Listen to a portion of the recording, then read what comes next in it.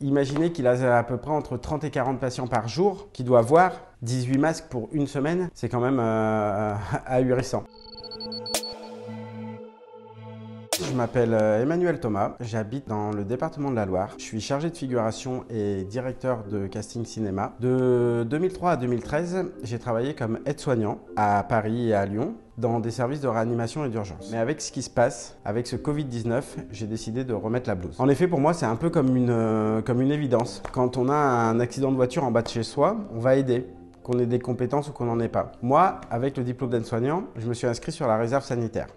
Qu'est-ce que je fais tous les jours depuis la pandémie? Alors, depuis la pandémie, j'ai aussi un compagnon qui est infirmier libéral. J'essaye de récupérer des blouses jetables pour qu'il aille voir les patients qui sont atteints de Covid et qu'ils puissent avoir une protection. Lui, il reçoit une quantité de 18 masques par semaine et un kit qui a été offert par la région Auvergne-Rhône-Alpes avec un kit de protection de lunettes et de blouses, mais ça suffit pas du tout. On doit aussi trouver du gel hydroalcoolique, on doit aussi trouver un saturomètre. Le saturomètre, c'est le petit appareil qu'on met au bout du doigt pour pouvoir calculer le taux d'oxygène qu'on a dans le sang. J'ai décidé de signer pendant un mois, d'aller travailler à l'hôpital à côté de chez moi. Je fais 14 journées de 12 heures. J'alterne à la fois le jour et la nuit, c'est-à-dire que par exemple, là, j'ai fait samedi, dimanche de jour et lundi, j'ai travaillé de nuit. En plus, la journée, j'aide donc mon compagnon infirmier libéral à trouver tout ce matériel. Et en 12 ans, depuis que je le connais, c'est la première fois quand il part travailler où je lui dis de faire attention. Et ça, je trouve que c'est hyper marqueur et révélateur de dans quel monde on vit aujourd'hui, c'est-à-dire normalement, quand on a travaillé dans le médical, on fait attention aux autres. Et là, on est obligé de faire attention à soi. Les précautions que je suis aujourd'hui,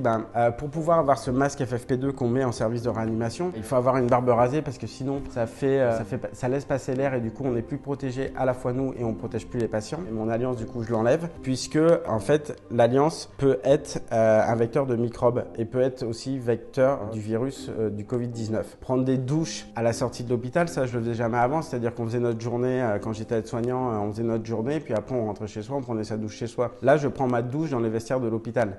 Quand Cyril, mon compagnon, rentre du travail, il enlève toutes ses affaires, il les met à la machine à laver, ce que je fais aussi moi aujourd'hui en sortant de mes gardes d'aide-soignant. On lave tout et on reprend une douche à la maison. On fait attention à bien désinfecter la voiture, à bien désinfecter le volant, à bien désinfecter le pommeau, les poignées de porte. Et puis, les précautions qu'on prend aussi, c'est de ne pas voir sa famille. Puisque sachant qu'on traite, là, dans le service de réanimation dans lequel je suis, normalement, il y a 12 lits de patients de réanimation et il y a 6 lits de soins intensifs, ce qui fait 18 lits au total. Ces 18 lits, aujourd'hui, ne sont réservés que pour des patients Covid et des patients intubés ventilés. Nous, on a un sas dans lequel on rentre qui est réparti sur 2 chambres avec des portes qui s'ouvrent avec le pied. On réfléchit à quel moment on va poser ce masque FFP2 parce que ce masque FFP2, une fois qu'on le pose, pendant 4 heures, on ne peut pas l'enlever. Ça veut dire que pendant 4 heures, on ne boit pas. Ça veut dire que pendant 4 heures, on ne mange pas un petit chocolat que tout le monde nous apporte à l'hôpital et je leur en remercie tous. Je suis content d'être retourné travailler puisque avant, j'étais à la maison. Toute la journée, j'étais sur Facebook, devant les médias et c'est vrai qu'on renoue avec un lien social en allant travailler.